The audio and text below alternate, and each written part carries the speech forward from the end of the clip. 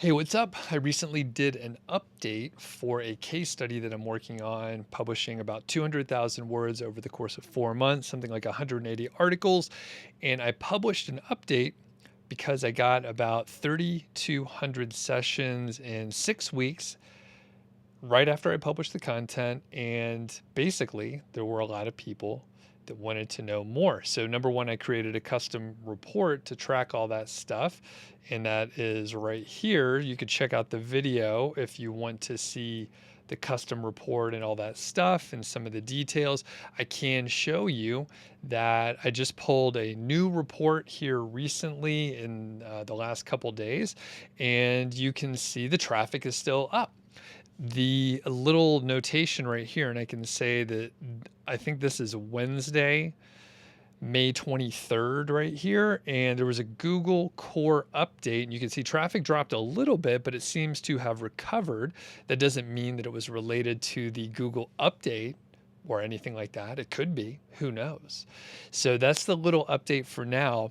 I'm going to answer a bunch of questions. Tons of people left questions, and that is fantastic. So we're going to go through, and I filtered for the questions. I answered some of them very quickly here, but I'm going to answer them. What I want you to do is, if you have more questions, if you have follow-up questions, please leave a comment here. It was great to get all of the back and forth and the interaction, and I actually answered a lot of the comments, most of them, and I'm going to go through and I'll just keep answering them for people if you want more. Be sure to check out some of the other updates. I've been tracking along, and one thing that I noticed is I have updates that are out there both on my podcast, The Doug Show. I have other YouTube videos. I have blog, or like a written blog post as well. And a lot of this information is covered. So if you really want to dig deep, you can go check out each of the different pieces where I cover different things. But if you do have a question, ask here. So this person asked, what niche is it? Is it food, health, make money online, or other? Please let me know. I'm starting a new blog. And if you follow the channel very often, you know that I would probably just say the niche doesn't matter. And that's what I said here. It doesn't matter. It's irrelevant to what we're covering. And it could be any niche. The more people I interview with success stories or non success stories, it doesn't really matter. It's across the board. So I have a few videos on choosing a niche. You could refer to those if you want to. It is less about choosing a specific niche and more about how much effort you're going to put into it. Next question. This is from Victor. Did you buy an expired domain with backlinks or create a new domain? It was a new domain. Did I manually post, or did I use software with automatic posting? I posted manually. Francisco says, I have a dumb question. Do hired writers get a backlink and publish a profile on the website, or do you make an avatar? I don't do either of those things. Basically, I just publish the content. I hire the writer as ghostwriters, and that's what they do. So they don't get any specific credit unless there's some reason that I want to do that. It is up to you. If you want to give them a publisher profile, if you want to give them a backlink, you can do that. 100% up to you. Generally, the practice is to not give them specific credit and just publish it under, whatever avatar, whatever author you want to. Next up, we have Ashish, and Ashish says, is it an expired domain or a fresh domain? It was a fresh domain, but I started the blog in 2020 in the summertime, something like August or so, July or August. And then how did I do research for informational keywords? So this is what I covered pretty extensively in some of the other updates, so please refer to those. Basically, I did a combination of things. So number one, Niche Website Builders, the company I'm working with for the content, they did some analysis using the Tomb Raider method, which is one of their proprietary methods. Basically, it's competition analysis, right? That's it. They do competition analysis. Handful of those were good. I selected those, the ones that I wanted. The rest of the keywords I picked on my own. Some of them I didn't do any specific keyword research. Some of them are keyword golden ratio keywords. Some of them I didn't check the search volume, and some of them have 0 searches per month. So it's a fully across the board. A lot of these are autocomplete. Some of them are just good topics that I know are good because I know the niche generally.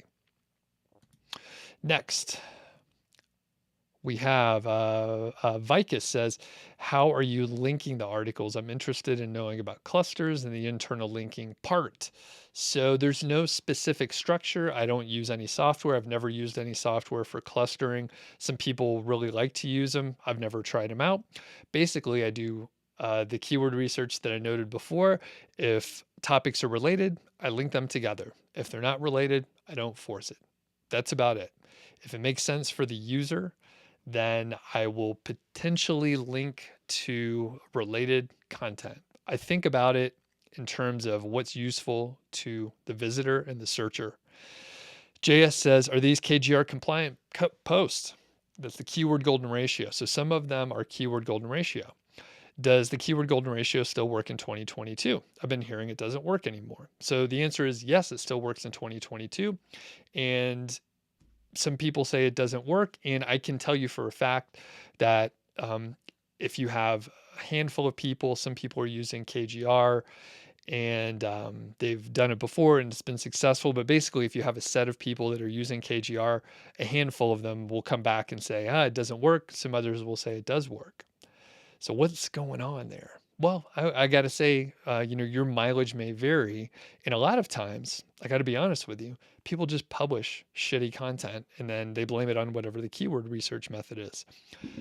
KGR is a tool in the toolbox, so use it as one of your tools. Don't use it as your only tool, right? If you're running around with a hammer and you need a screwdriver, it's not very helpful. So keep that in mind. It's a tool. You can use it. Some people say it doesn't work. And I know that there are some clickbait videos where they say, certain things don't work anymore. And some people do that for KGR and they shit on it.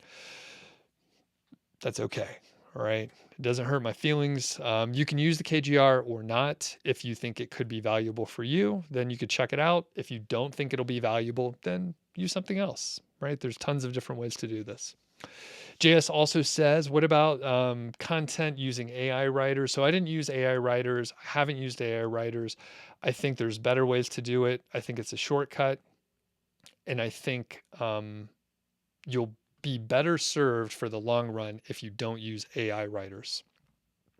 Next, Karar says, I can't understand how the site is getting 3,000 page views a day from 3,000 users a month and how the site's making $600 per month from 3,000 users a month. I'm confused. Please clarify. So this is one of the things that happens with, honestly, just YouTube videos. So there's a mix of data. So Karar is asking a question that doesn't make sense. So it's 3,000 visitors, right? 3,200 sessions for the 86 posts over the course of the 6 weeks. The site gets about 50 or 60,000 page views per month. That's how it makes $600. So you're mixing like 3 different facts in here. So just make sure you pay attention and it'll make more sense. Next, John says, can you do a tutorial about the report? So I ended up doing the tutorial that will be linked in the description. So I basically show you how to create a custom report in under 9 minutes so you can track specific URLs on your site. Leather Art says, is it a low competition niche site, medium, or high? So it's a competitive niche, but like any kind of niche, some of the keywords have low competition, some of them are really long tails. So that's the case here. Leather Art also says, if I'm wrong regarding an AI writer, I believe if you're working on 0 volume keywords with Google Auto Suggest, an AI cannot help you write exactly blah, blah, blah. So this is getting super specific. I have no idea. I don't use AI writers myself. Some people love them. So I would suggest that you ask the people that have a lot of experience. So I won't comment on stuff that I just don't know anything about. Next, Muhammad says, how many articles have I published 20 months ago? About 230. How many visitors were there before publishing the 86 articles? Roughly 50 to 60,000 visitors per month, or page views per month. So a few less visitors per month. What's the ratio of informational to commercial content? It's mostly informational content at this point, but there is some commercial product review type content as well. As far as the exact ratio, I'm not sure. If I had to guess, I'm going to say like 70% informational, maybe 80%, something like that. Next, Boz says, it looks like you have a lot of page views per article. Well, I didn't think that there were a lot of page views per article personally. And that is just an opinion. So generally, these are listicles. A lot of them are informational. How did I choose them? I mentioned it earlier, but a lot of it was through just some competition analysis and knowing what topics might be good. Boz also mentions that older articles are getting between 2 and 5,000 page views between April and May on the analytics. So that is page views total from what I can tell. So I don't think there's very many posts that are getting like multiple page views per article. So maybe I'm reading that wrong. I could have misunderstood. Oh, you're saying page views per article. Oh, yeah, some of the posts do better than others. I thought you were talking about page views per user. Page views per user. So a handful of the posts get more views than others. That is typical for really any website out there. Riki says, is it a fresh domain? Yeah, it's a fresh domain. Rob says, I believe KGR works, but the problem for me is creating articles around KGR. Do I need to write them all, Doug? And Rob's been around for a while. I say, you don't need to write them all. Everything's up to you. But honestly, if you want to get traffic to your website, you got to put in the work. So do you need to write them all? You can do whatever you want. I mean, you can publish more content, you can do higher quality content instead of like a volume approach, but you have to put the time in. There's no way around that. Fami says, what's the keyword research and analysis approach for the website? So I mentioned it before. Basically low competition, long tail keywords. I published the first article back in roughly July, August timeframe of 2020. And Fami keeps asking about the keyword research, but basically, have I gone after 20, 30, or 60 volume searches per month keywords?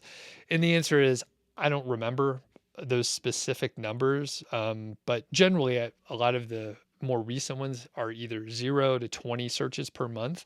A lot of times I haven't even looked recently because I know they're good keywords based on my knowledge of the niche in general. Okay, so Ebby says, if I outsource the articles to get this much traffic growth, would it not be worth it at 2 cents a word? What is the best estimate of the site's traffic? Does Google Analytics show traffic from social media and all sources? So Google Analytics does show that kind of data. Most of the traffic is coming from organic Google search. I think that Ebby is trying to like do an ROI calculation on whether this was worthwhile based on the amount that the content's worth and all that. And I think it's a faulty assumption, right? I think it's a faulty assumption, especially after 6 weeks. How can we possibly assess how much it's going to earn? So it doesn't make sense to look at it that way. That said, I'm not saying anyone needs to spend money on content. I'm not here to tell anyone what to do. I'm just sharing what I'm doing. Right. So I'm not saying you should judge your investment or cash flow or anything like that. Ebby further says, oh no, I'm just bad at math. Do you mind sharing what it costs, what it made so far? What do I think it'll make? You're finding that your investment in writers didn't pay off, but I guess it depends on a niche and a lot of other factors. So like normal, YouTube comments are easily misunderstood, which I just did. But as far as what it costs, so I'm getting the 5,000 word per month, 50,000 word per month package over Niche Website Builders. I don't remember the exact cost. It's expensive. You can go have a look though. There's a link in the description. As far as how much the site has earned, as far as what it's been earning about $600 a month since January when I first started monetizing it, and probably another, $100 a month from Amazon. That is a much smaller portion, and I haven't been spending too much time on the product review area. As far as what it's made so far, yeah, like I said, $600 a month since January. And how much do I think it'll make? I am not sure. The EPMV, the earnings per thousand visitors, has been going sort of up and down a little bit. And I'm hopeful that it will be able to pull in, considerably more traffic.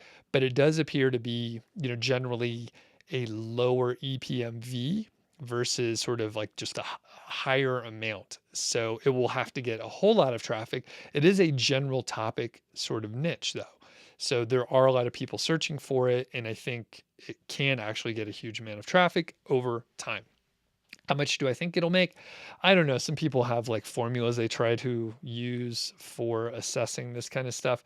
I've never taken it that far. I've usually been pretty far off when I make estimates like that. But yeah, I don't know. It'd be great if it was making, a few $1,000s a month. All right, as we move on, Chris says, how much did I have to edit the articles I got from niche website builders, or were they ready to post when I received them? So check the other update that I did because I answered it pretty specifically. The first batch that you get from probably almost any content provider, any agency, you're going to have to let them know what you want. You're probably going to see some things that work well, some things that don't work as good. So you can let them know if things need to be written again or revised or edited or whatever. So you could send it back. And the first batch, there was a handful of issues, couple little mistakes here and there. And generally, it was pretty good. The second batch was a little bit better. By then, I identified some of the writers that were good and some of the ones that weren't. And then I let the account manager know and said, these writers are doing great. I want more content from them. These didn't do as good of a job. So that sort of cleaned things up a little bit. So, but generally, I would say, any company that you're working with, you're going to have some a little, back and forth like that. That said, I got my third batch just recently, and there were a couple articles where it needed, a little edit, but that is kind of normal. Next, we have a question from Kiss. It says, did the site get impacted by the May 2022 core update? So that's only been out for a couple days. And it looks like, if I just look at the analytics, it looks like the site was impacted a little bit. But the other thing that corresponded with it is Memorial Day here in the US. And it was a 3-day weekend. So that could change the traffic anyway. It looked like there was a little blip, and then it appears to be, on generally the same trajectory. And you can see that from the screenshot that I showed earlier right here. There was a little bit of a dip, but it seems like it was, maybe related to the core update, maybe not. The other thing to remember about the core updates is it takes a little while for them to roll out. So it takes weeks for these to roll out. Kamar says, what's the point of view with AI writers like Jasper? Any experience? I don't recommend them. I haven't used them much, but generally I shit on them whenever people ask about them. There's a better way to do it, in my opinion. Okay, so Ninja says 3,000 visitors, but over 3 million impressions. I don't understand. How is there $11 to $13 EPMV, but 600 in earnings with 3,000 visitors? So yeah, this is again just confusion. People maybe fixated on a specific thing I said, but they're mixing like 4 different pieces of data that don't go together, and that's why we end up with this confusion. So please ask more questions if you have them. Please check out the other videos in the series. Check out the podcast. I'm publishing different information for each piece of content. And I'm also blogging it over at Niche Website Builders. There's at least 1 update out there already. There should be 2 before too long. And if you're not subscribed to the channel, please do. It helps out. I know a lot of people watch the videos, but you're not subscribed to the channel. And it does help out if you subscribe. So if you do, I really appreciate it. And we'll catch you on the next update.